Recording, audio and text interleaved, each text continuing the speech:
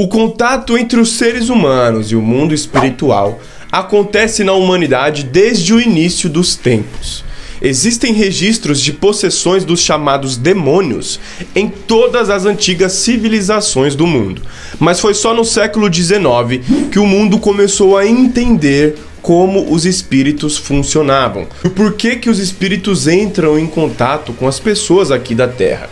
Isso só aconteceu depois das obras de Allan Kardec. Mas você sabia que ele não acreditava em nada dessas coisas? Ele era aquele cara bem cético, católico da ciência, que só acreditava no que a ciência podia provar. E nesse vídeo veremos o que fez ele começar a acreditar em espíritos, o que fez ele começar a estudar os fenômenos paranormais, como ele publicou uma obra que deu início à doutrina espírita e o espiritismo e, claro, compreender o porquê que esse entendimento do mundo espiritual é tão importante pra gente aqui na Terra. Então não sai daí.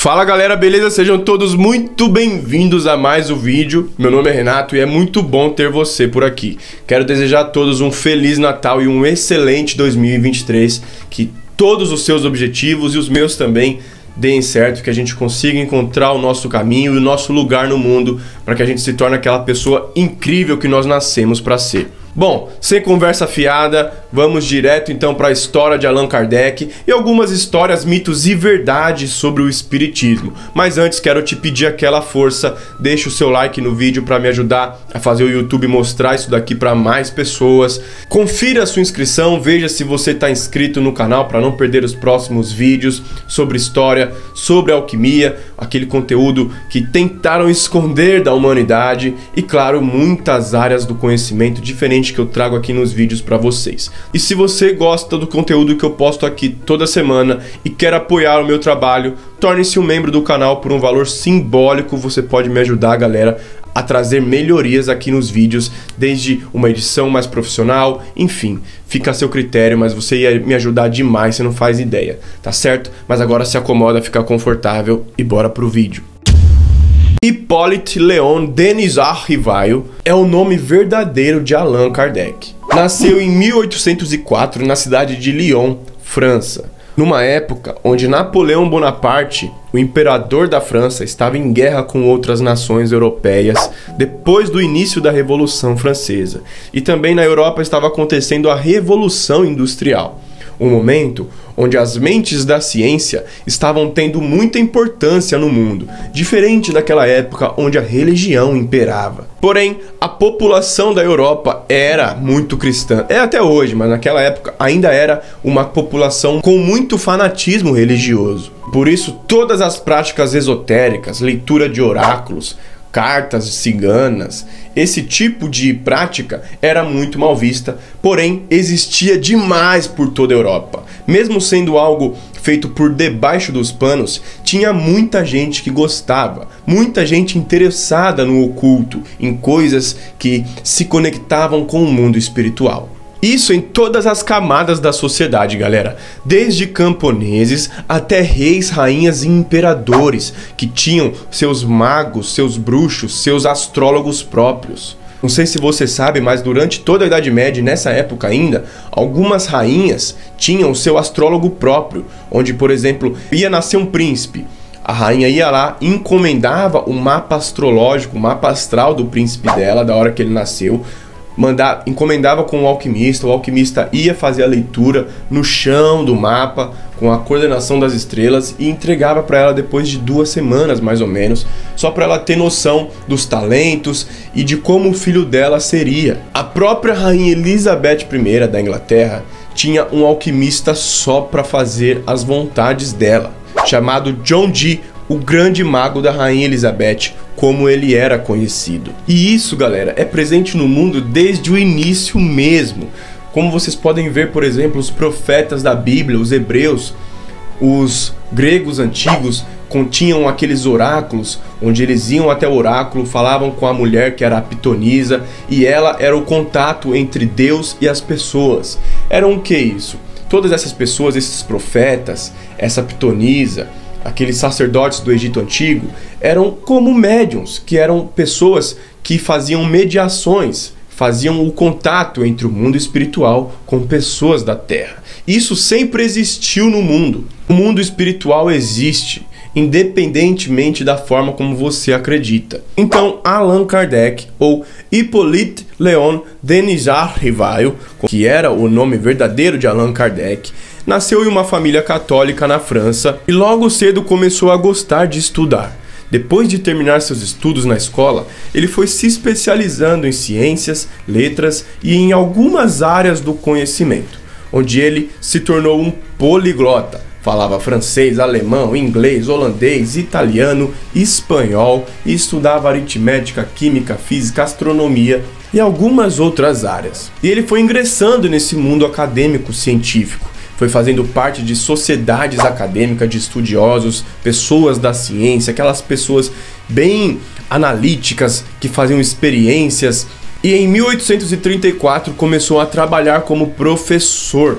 Se tornou um membro da Academia Real de Ciências Naturais, onde ele, vendo o sistema de ensino educacional da época na Europa, começou a ser um crítico daquilo, porque naquela época a Igreja Católica entrava dentro das escolas para fazer a catequese das crianças e ele não concordava com isso. Ele dizia que a religião e a educação deveriam ser separadas. Mas como sempre é difícil bater de frente com um sistema, ele parou de dar aula na instituição pública e começou a viver de aulas particulares em sua casa de pessoas que queriam estudar com ele. Pessoas que tinham dificuldades e os pais poderiam pagar. Enquanto tudo isso acontecia, nos Estados Unidos e na Europa, começou a aumentar nessa época e muito os acontecimentos mediúnicos, manifestações espirituais nas pessoas. Casos de assombração, de pessoas que incorporaram espíritos e surtaram, de sessões espíritas, onde uma pessoa dizia ouvir um espírito e mandava mensagens para as outras, como foi o caso das Irmãs Fox, lá nos Estados Unidos, que ficaram muito famosas nessa época. Isso começou a ficar popular na Europa e nos Estados Unidos. Essa coisa do espiritual foi ficando mais normal do que era antigamente. Algumas dessas sessões que eu falei para vocês que aconteciam na Europa eram chamadas de mesas girantes, onde as pessoas se reuniam em um salão, ficavam ao redor de uma mesa e ali é onde se manifestava, segundo elas, os espíritos. Elas faziam perguntas e o espírito batia na mesa e eles faziam até uma codificação, tipo assim, 3 batidas, o espírito estava respondendo sim. 3 batidas, o espírito estava respondendo que não. E aí as pessoas iam perguntando várias coisas e era uma loucura. O pessoal adorava, o pessoal ficava louco de curiosidade para saber as mensagens do mundo espiritual. E em 1850, um amigo de Rivail decidiu chamar ele, convidar o Allan Kardec para ir numa dessas sessões. Ir numa sessão espírita séria, sem charlatanismo. Só que ele recusou, galera. Ele não gostava dessas coisas, não acreditava, pra ele era tudo mentira e tudo falcatrua. Porém, aquilo estava ficando tão famoso que uma hora ele se sentiu curioso. Teve a curiosidade despertada dentro dele e ele decidiu a ir com seu amigo em uma dessas sessões. Ele, galera, passou então a ficar impressionado. Mas como era um homem pouco aberto para essas coisas, buscou várias sessões espíritas diferentes. Entre essas, ele foi em uma sessão, 2 meninas, as meninas recebiam lá os espíritos, a presença dos espíritos, e começavam a escrever em uma folha de papel as mensagens que os espíritos narravam para elas, que só elas ouviam, e as pessoas ao redor só esperando o que o espírito ia dizer. Esse fenômeno foi chamado por Allan Kardec de psicografia, fenômeno que depois ficou muito popular com Chico Xavier, que inclusive nos avisou sobre aparições de OVNIs em 2023, hein? Vamos ficar ligado. E nessa sessão de psicografia que ele participou, uma das mensagens dos espíritos foi direcionada para ele, onde o espírito dizia ter sido um amigo de Rivail em outra vida, onde eles viveram como druidas celtas na região da Gália, que é como era chamada a França lá na época do Império Romano. Esse espírito disse que Rivaio naquela vida se chamava Allan Kardec, e é daí então que Hippolyte Léon Denisard Rivaio começou a usar esse pseudônimo de Allan Kardec. Daí que surge o nome Allan Kardec. E ele, como todo homem estudioso da ciência, o cara era um professor, ficou louco de curiosidade, sedento de conhecimento para entender aquilo, como acontecia, os porquês, e ele passou a frequentar ferozmente várias sessões diferentes, onde ele recebeu o contato de novo desse espírito através dessa psicografia das meninas, onde ele foi incumbido pelo espírito de elaborar uma estruturação, de organizar o conhecimento espírita, de fazer aquilo, construir uma obra que pudesse ser palpável para as pessoas começarem a entender o porquê aquilo acontecia no mundo. Para que o mundo espiritual e os espíritos serviam às pessoas da Terra? Por que os espíritos se manifestavam e entravam em contato com os humanos? Ele aceita, galera, essa tarefa e decide se dedicar a isso ferozmente, onde passou a frequentar várias sessões de médiums diferentes, onde ele fazia a mesma pergunta para vários médiums diferentes, para ver se a resposta seria a mesma, que significaria que todo aquele conhecimento vem de uma inteligência superior, de uma inteligência, de uma única fonte de conhecimento. Foi assim que ele foi construindo, escrevendo o seu livro, que foi publicado em 1857 com o nome de Livro dos Espíritos, publicado com o nome de Allan Kardec. Ele não publicou com o nome verdadeiro dele. E não, ele seria perseguido com certeza. Esse livro foi condenado pela igreja na época como obra do diabo. Alguns médiuns que foram descobertos fazendo essas sessões espíritas eram perseguidas, as pessoas tacavam pedras nelas. Se hoje em dia já tem preconceito com essas pessoas espíritas, imaginem em 1800, né, galera?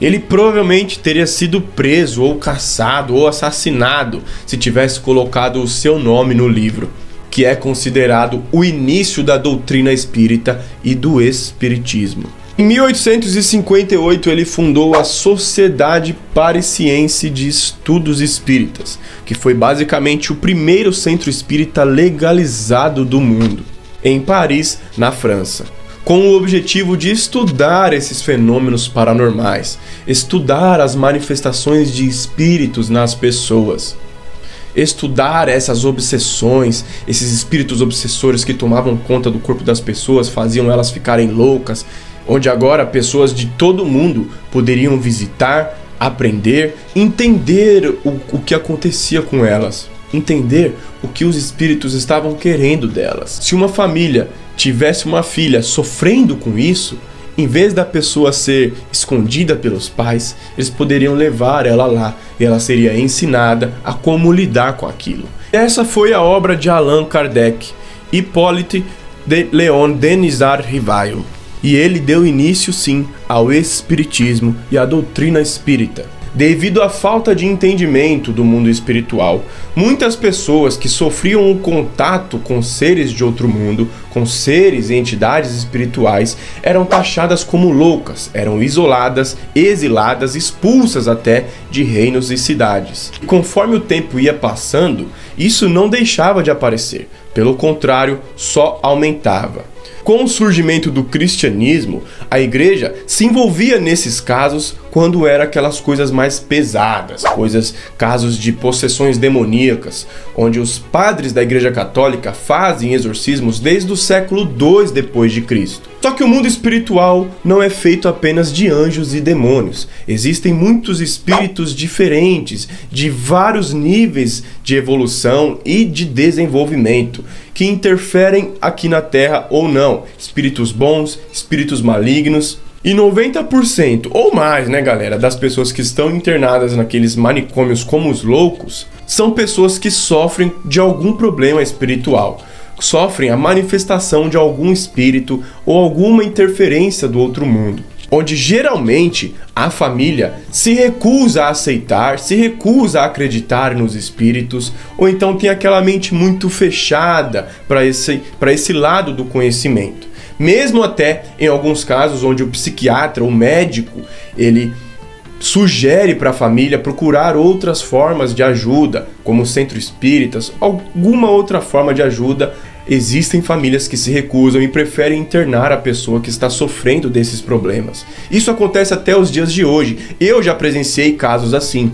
É por isso que a obra de Allan Kardec foi tão importante para o mundo. Isso que eu falei para vocês, de manifestações espirituais, essas coisas, aconteceu comigo, galera.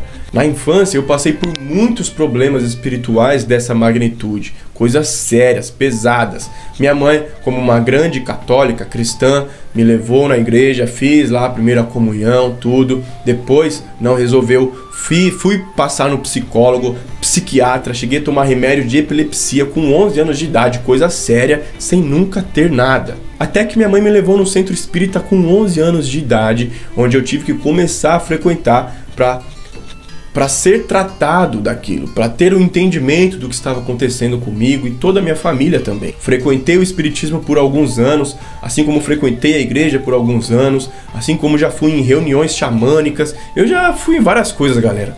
Por isso que eu tenho uma autonomia para falar disso, porque eu já vivi muito desse mundo. Senti isso na pele, por isso que eu posso falar para vocês a importância da gente ter noção desse mundo espiritual. E por ser uma pessoa que já frequentou a igreja, o centro espírita, é por isso que eu me considero um crítico de algumas partes desses dois mundos, dessas duas religiões. Galera, eu falo para vocês, mesmo que eu já frequentei por anos o espiritismo, eu não sigo à risca tudo que eles falam, não pode fazer isso nunca com ninguém. Um monte de gente em centro espírita endeusa Allan Kardec como se ele fosse fenomenal. Só que não, galera. Se você for puxar a história dele, ele tinha várias formas de pensar horríveis, como por exemplo, falava de superioridade racial, ele falava de coisas assim horríveis. Então, o cara não era o maravilhoso, o perfeito, endeusado, divino. Não, ele era um cara falho pra caramba. Só que nos últimos anos de sua vida, conseguiu fazer algo de útil para a humanidade. Conseguiu fazer algo grandioso para a humanidade.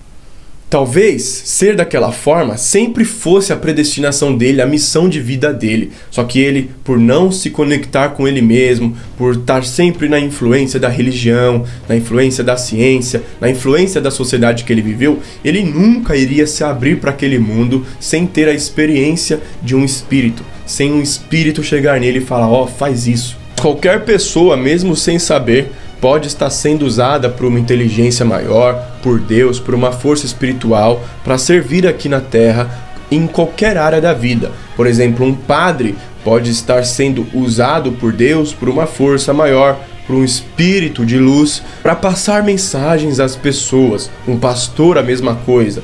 Isso não tem a ver só com espíritas, tá bom? Aí as pessoas do espiritismo, né, elas vivem procurando sinais de que você tem um dom espiritual. Mas isso é uma grande tolice, porque todo mundo tem uma capacidade de se conectar com o lado espiritual, com o mundo divino, sabe?